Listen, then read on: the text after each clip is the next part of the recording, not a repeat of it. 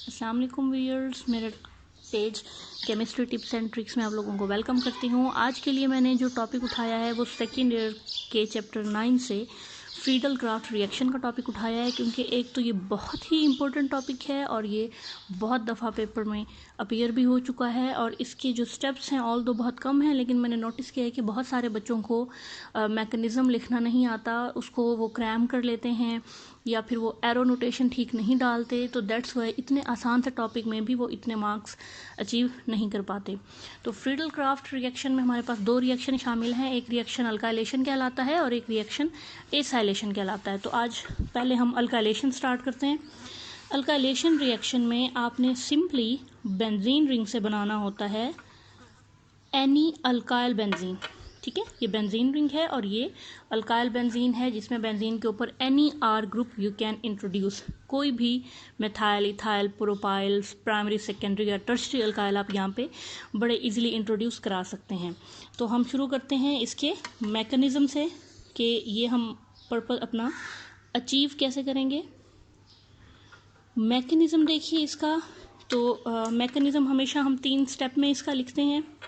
जो इसका first step है मैकेनिज़्म में वो कहलाता है generation of a strong electrophile. Actually ये जो रिएक्शन जिस टाइप से है उसका नाम है इलेक्ट्रोफिलिक सब्स्टिट्यूशन। तो सब्स्टिट्यूशन के लिए यहाँ पे हमेशा इलेक्ट्रोफाइल ही बेंजीन पर अटैक करता है, क्योंकि बेंजीन की जो आपको नज़र आ रहा है ये डीलोकलाइज इलेक्ट्रॉनिक सिस्टम, इसको देख के तो सिंपल जो आर होता है ये ना इलेक्ट्रोफाइल है ना न्यूक्लियोफाइल है, तो ये तो इस तरह अटैक नहीं कर सकता, तो इसको किसी और फॉर्म में जनरेट कराना पड़ता है, जिसके लिए हमें चाहिए एनी अल्काइल हैलाइड, जो कि मैं यहाँ पे क्लोरीन ले रही हूँ। तो नोटिस कीजिएगा यहाँ पे आप ब्रोमीन भी ले सकते हैं, यहाँ पे आप क्लोरीन भी ले सकते हैं।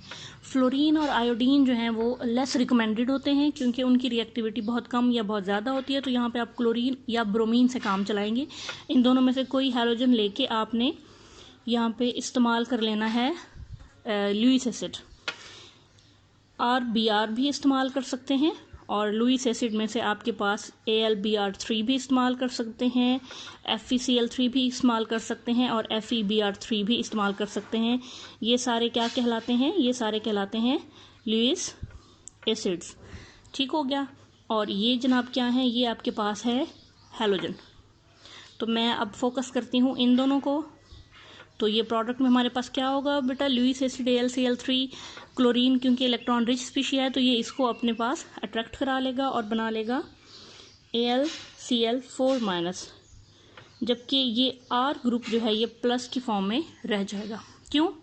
देखें, Cl अपने इलेक्ट्रॉन्स के साथ जब यहाँ चला जाएगा तो R इलेक्ट्रॉन डेफिशिएंट हो जाएगा और R पॉजिटिव की फॉर्म में आ जाएगा। तो ये जो R पॉजिटिव है, this is the strong electrophile. अगर पार्शियल पॉजिटिव साइन हो किसी चीज़ पे तो वो इतना स्ट्रॉन्ग इलेक्ट्रोफाइल नहीं होता, लेकिन जब फुल पॉजिटिव आ जाता है तो चीज़ अच्छी खासी स्ट्रॉन्ग हो जाती है। नंबर 2 आपके पास है step attack of R positive on benzene ring. अब आपने क्या कराना है? बेंजीन रिंग के ऊपर अटैक कराना है इस R पॉजिटिव का। ये स्टेप बड़ा इंपॉर्टेंट है, क्योंकि इसके अंदर जो आपने एरोज़ लिखने हैं वो बड़े ध्यान से आपने पुट करने हैं। तो इस तरह करके आप तीनों बॉन्ड बना लें। अच्छा, सर्कल फॉर्म में बेंजीन शो करना वैसे एक ज़्यादा सूटेबल चीज़ है, लेकिन FSC के सिलेबस में इस फॉर्म की बजाय इस फॉर्म के साथ मैकेनिज़्म लिखे हुए हैं, तो आप ट्राई कीजिएगा कि आप भी यही फॉर्म लिखें। उसकी वजह ये है कि हमारे पास बुक को मोस्टली फॉलो किया जाता है पेपर मार्किंग के दौरान, अदरवाइज़ इस सर्कल के साथ जो नोटेशन है वो ज़्यादा बेटर है।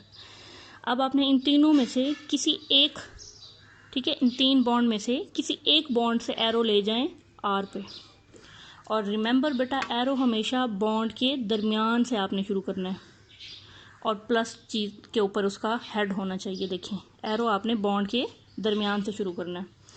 तो जब ये अटैक होगा, अब ज़रा गौर से देखिए होगा क्या। जब ये अटैक हो जाएगा तो जो बाकी 2 बॉन्ड थे वो तो एज इट इज़ मौजूद रहेंगे। ये बॉन्ड अब टूट चुका है, और जब एक डबल बॉन्ड टूटता है तो 2 जगह खाली हो जाती हैं, एक ये जगह खाली हो गई और एक ये जगह खाली हो गई, क्योंकि इन्हीं दोनों के दरमियान डबल बॉन्ड बना हुआ था ना। तो यहाँ पे तो R लग गया और न्यूट्रल हो गया। ये जो जगह खाली बची है ये खाली ही रहेगी, यहाँ पे +चार्ज आ गया। ठीक हो गया, ये खाली जगह प्लस चार्ज के साथ। ये बॉन्ड आप समझ लें कि हाइड्रोजन का बॉन्ड है। तो ये जो खाली जगह थी हमारे पास, हाइड्रोजन इन सब जगहों पे बेटा मौजूद था। C6H6 होता है ना बेंजीन का फार्मूला, तो एक हाइड्रोजन सब जगहों पे था, लेकिन यहाँ पे जो है एक बॉन्ड के ऊपर R लग गया और ये इसका अपना हाइड्रोजन जो मौजूद था, जो हर कार्बन के ऊपर मौजूद है। हम शो नहीं करते क्योंकि वो अंडरस्टूड है कि हर कार्बन पे हाइड्रोजन है। इसका हाइड्रोजन आप मौजूद है यहाँ पे इस तरह। अच्छा, अब आप थर्ड स्टेप में देखें। थर्ड स्टेप में रिंग अपनी एरोमेटिसिटी रीगेन करेगी, रीगेन ऑफ एरोमेटिसिटी, यानी वो जो आपके पास 3 डबल बॉन्ड असल में बने हुए हैं, 1 2 3, वो डीलोकलाइज है ना, तो वो एरोमेटिसिटी के लिए रिस्पॉन्सिबल हैं। तो अब हमें चाहिए कि वो सिस्टम वापस आ जाए, एरोमेटिसिटी हमारी रीगेन हो जाए। तो इसके लिए अब हमें यहाँ जो स्पीशी बनी थी ये वाली स्पीशी, ये अब यहाँ पे अटैक करेगी, क्योंकि ये भी स्टेबल स्पीशी नहीं है, नेगेटिवली चार्ज है। तो ये किस तरह अटैक करेगी, ये नेगेटिव जाएगा इस हाइड्रोजन पे और ये बॉन्ड यहाँ पे वापस आ जाएगा। गौर से देखिए, नेगेटिव चार्ज के सेंटर से आपने एरो शुरू करना है हाइड्रोजन तक, ठीक है। और ये जो आपके पास ये वाला बॉन्ड है, इसके सेंटर से आपने एरो शुरू करना है इस बॉन्ड के सेंटर तक। एरो नोटेशन बहुत इंपॉर्टेंट है और यहीं से बच्चे गलती करते हैं।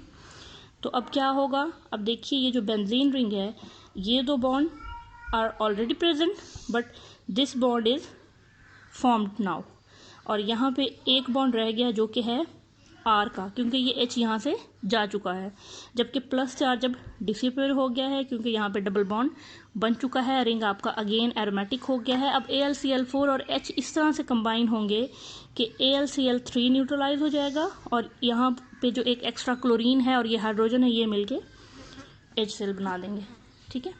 तो इस तरह आपने देखा कि आपके पास रीगेन ऑफ एरोमेटिसिटी में अल्काइल बेंजीन बन जाएगा। अब हम क्या करते हैं, अब इसकी कुछ एग्जांपल मैं आपको बता दूं।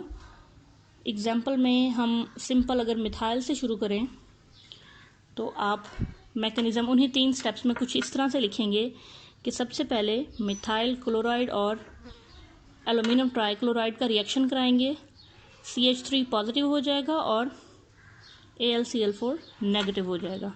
ये आपका फर्स्ट स्टेप, विदाउट हेडिंग में यहाँ पे कर रही हूँ। सेकंड स्टेप में ये आपके पास बेंजीन रिंग और CH3 पॉजिटिव। अब हमें पता है कि ये आपने इस बॉन्ड के सेंटर से यहाँ एरो ड्रॉ करना है। तो क्या होगा, आपके पास बेंजीन के बाकी 2 बॉन्ड मौजूद रहेंगे, तीसरा बॉन्ड टूट जाएगा, ये प्लस हो जाएगा और यहाँ पे CH3 लग जाएगा, क्योंकि अब R की जगह हमारे पास CH3 है।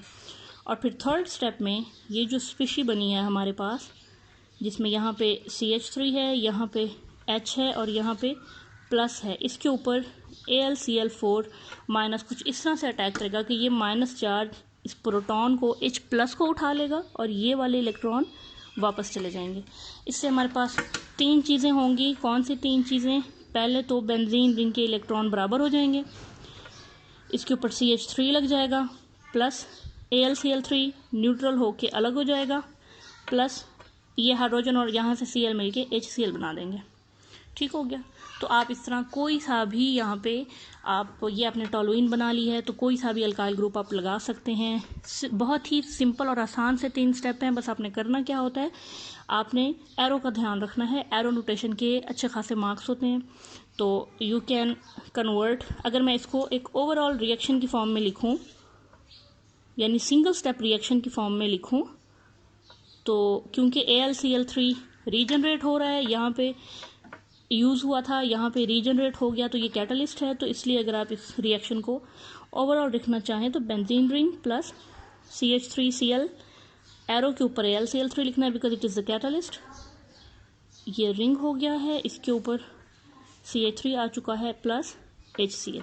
तो ये आपका जनरल रिएक्शन है। तो अगर शॉर्ट क्वेश्चन में आपसे कहा जाए कन्वर्ट बेंजीन इनटू टॉलुइन, तो फिर आपने सिंगल स्टेप लिखना है। लेकिन अगर लॉन्ग क्वेश्चन आ जाए इसी बात के ऊपर या फ्रीडल क्राफ्ट अल्काइलेशन के ऊपर, तो फिर आपने ये स्टेप्स लिखने हैं। एसाइलेशन के लिए मेरी नेक्स्ट वीडियो देखिएगा। ओके बच्चों, अल्लाह हाफिज़।